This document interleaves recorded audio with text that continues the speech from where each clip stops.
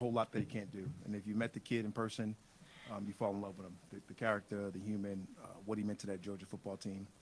All those guys going out and playing the way they did this year, and really being the class coming out this year was a really just a all around really great class. Talking to their coaches and their things, that's talking about all the stuff that they do. I'm just proud to be able to add that type of talent. Yeah, different level. As y'all know, I know y'all know a lot about him already, but Coach's kid, and you see it on tape. He's one of those guys that you put on the tape and you just watch him play football, and you don't even have to read the character, read the makeup, because you see the way he plays and down in and down out. The way you can move him around and do a lot of different things. He can play stack. He can play off the edge. He can rush inside. He can do so many different things. And again, an unbelievable person. He's one of those guys that when you know who he is as a person, he just one of those guys that won't fail. You love the makeup, you love the character. His father would be extremely happy being able to see possibly 2 games in the same weekend. Yes. His both sons playing. His brother playing out there. Yeah. And James, a little bit on Pierce. Yeah, Pierce. I mean, as the pass rusher, I mean, just look at the numbers. Even if you don't watch tape, look at the numbers. Highest pressure rate in football, and that's great. And it's been consistent 2 years. I mean, this is a productive player. He can get off the ball. He's explosive. He's sudden. He's twitchy. He plays with violence. And so whether it's in the run game or the pass game, he's disruptive in that way. Really flies around. Love the way he plays. Love the way he competes. Really, I'm just going to reiterate the same things. I mean, a lot of great things we talk about with James, but we definitely had to increase our rush. We had to definitely get our rush better, and both of these players really make it better. Were you guys surprised that Walker was there at number 15? I'm never surprised in the draft. You just don't know. The crazy thing is, honestly, Mark, is how the first, I don't know, was it like 7 picks? They were chalk. It was just how all the mocks said. That was the weirdest thing. Even You had them all predicted. I did. well, even with I was 1 for 7. well, it's crazy because even with Jacksonville going up and then 5, Mason probably had Mason going 5. So that was the craziest part about how it came off like that. But we kind of predicted actually there was going to be a run on offensive linemen. So many people needed offensive linemen, and that kind of pushed some of those good defensive players down a little bit further. So we're excited that he's on the clock. Surprise isn't the right word because you just never know how the draft's going to go. Terry, you talked about the production with Pierce, but both these players are athletic, fast players. Was that a characteristic that you wanted to improve in this defense or wanted to add to this defense, and how do they generally accentuate what you want the identity of the defense to be? When you talk about it, I know you said Terry, but when you talk about it, Terry did such a great job of having the ability to go over our profiles and what we're looking for from a rush standpoint, from an edge standpoint, from creating some havoc on the passer. We got a chance to go over some of those profiles and be able to talk to those different things with different coaches that we got in the building. And I really believe the scouts and Terry and his group all really sat down and put together a great list for us to go out there and evaluate. And couldn't be more pleased with the, obviously the class and what was available to us. And to be able to go out there and get that thing accomplished like that, I can't say enough positive things about us. James off field had questions. What made you all comfortable with him? Yeah, we spend a lot of time with these prospects. Daniel, we do. Our scouts do a good job, boots on the ground, and they spend so much time really profiling the players and gathering all the information. And then we step in, we get the coaches involved, and we're about as thorough and detailed as you can possibly be. We spend a lot of time with him personally, everybody that's surrounded with him. It was truly an exhaustive process. And that's what makes us feel good about our culture and everything we are. But that's important. We always talk about intangibles, and we want to bring in guys that love ball and love to compete. And as we build this roster the right way, and we spent a lot of time with him making sure that he was going to fit. Well, I said there was a report that you guys met with him and his mom yesterday. Is that true? Yes. What happened? It's like it's like we always talk about. Every exposure is important. Right? Every time, we don't, I know some people don't do 30 visits, they don't go out as much, but that's not for us. We want to know who we're bringing in this building, right? Because they're representing us, they're representing the Falcons, and that's important. So we want to know who we're bringing in here, and so we spend as much time as we possibly can with not just players, but people that surround them. Make sense? Does that answer your question? Yeah, perfect. Okay. Terry, when you consider the commitment you've made to improving the edge and the pass rush Yes, sir. and free agency at the number 15 pick, you still made the commitment to give next year's first rounder for more help. Yeah. Now, how difficult was that call? Yeah, Charles, it was, with trades, it always gets to that point where you have to weigh out what you're actually doing and what you're doing it for. And we look at the trade charts and all that stuff, but at some point you have to look at, okay, who's the player and what's going to be, what are we really getting, and is it worth it? And that's what you really have to do at some point. And when you have that kind of conviction and belief in the player, and that's when you're willing to do it. And we do. We have that kind of belief in our staff because it's not just, we always talk about the draft, it's not just about the actual drafting of players. It's about getting them in the right environment and developing the right way. And we truly believe, so it's not just believing in the players and the skill sets that we brought in here today, but it's believing in our building. And that's the coaches, that's player performance, that's everyone in this building, and believing we're going to surround these guys and make the absolute best of them. So I think there's a lot of belief and conviction in the players and also what we have here. Question for Raheem. Typically, it's difficult for rookies, pass rushers, to be productive as rookies. In your experience, like, what's the key for that? What's the key for a guy who's moving up on a level, to still be a productive pass rusher like they were in college? We've been talking about it, just throughout the course of the offseason. And we talked about when went out and got Flo in free agency, and we went and got Fox in free agency, and we got our two young guys coming up from next year. We talk about Rook, you're talking about Dorless, and you're talking about bringing in the guys that we brought in tonight. We've been talking about this basketball team mentality. So it's about learning how to rush as one, learning how to get out there and rush together, and learning how to rush as this one individual process to be able to get to the quarterback. And I believe we got some of the coaches in the building that's going to be able to talk about that constantly. We have people in the building going to be able to help these guys figure out how to get that done. Obviously, we got some off-the-ball backers here. We talk about Caden Ellis, some of the things that they've been able to do from rushing from off the ball, and then having some movable parts like we picked up tonight, and then having some pieces that we had to pick up tonight with the ultimate talent being to have some of the hand usage that's just mature beyond our means. And I just can't tell you how excited I am to get those guys out in the grass and let those guys get out there and get better together, because that's the important part. And make no mistake about it, it is very hard to find pass rushers. It's very hard to get out there in your first day and get out there and do it. But I got so much confidence in the people in the building to be able to go out there and help these guys be the best version of themselves every single time.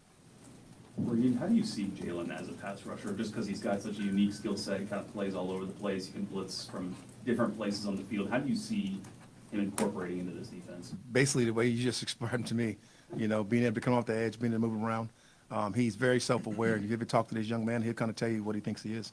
And he's 30% off the edge. He's 30% blitzing through a gap. He can do some different things in the back end. He can drop. He can do all kinds of different things. So, he's definitely a threat, and he's definitely provides a threat for us that would allow us to utilize him in the most captivating ways. And, we got a lot of coaches up there that are just gunning to use him and gunning to find different ways to get it done. And I just can't say enough good things about him.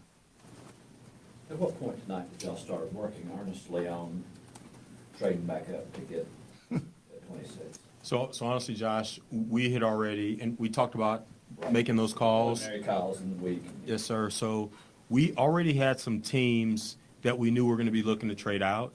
But then I think some of the teams at the bottom, because of what happened, it was kind of going chalk, and then some players went that maybe some people didn't expect, and then there was a point where we felt like we had a better chance. But to answer your question, as soon after as we got off the phone at 15, we started working and started working on getting back in, and not knowing when he was going to go or anything like that, but we just started working the phones. But we kind of knew that was that sweet spot right in that area down there that we thought we could get back in.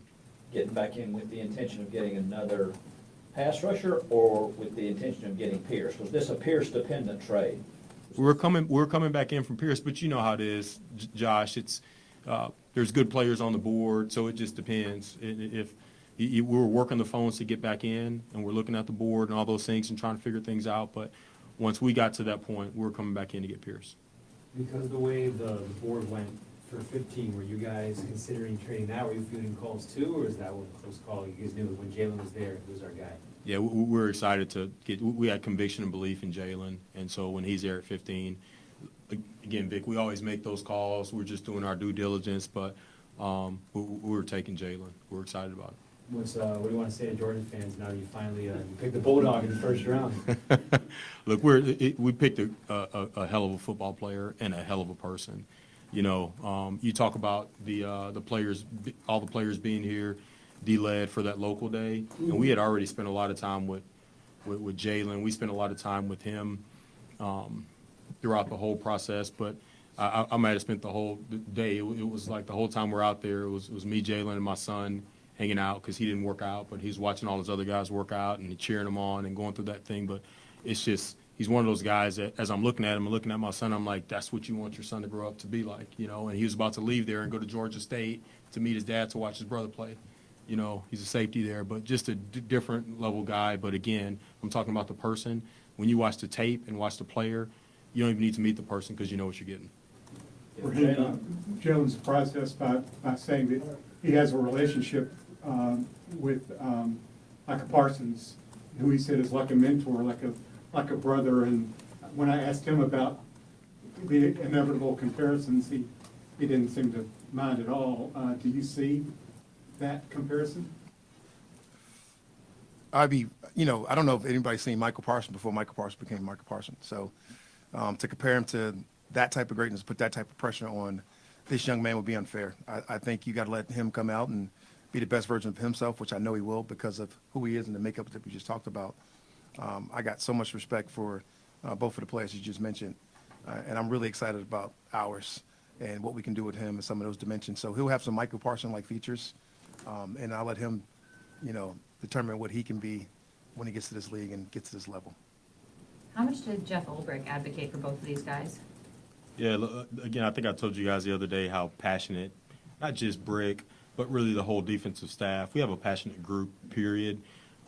So going through the whole process with him the entire time is really, really cool because he's going through exactly how he's going to utilize them and how he's going to get the most of players and how he's going to deploy all of them, like Raheem was going through our players and what we have here, and that's all a part of it, Taryn, getting the most of our guys here and getting the most of the players we bring in and having that clear vision. And so he is one of those coaches that he's going to have a clear vision. He's going to know how he's going to use them and how he's going to continue to develop them. So, Brick's obviously excited today. Taryn is actually funny.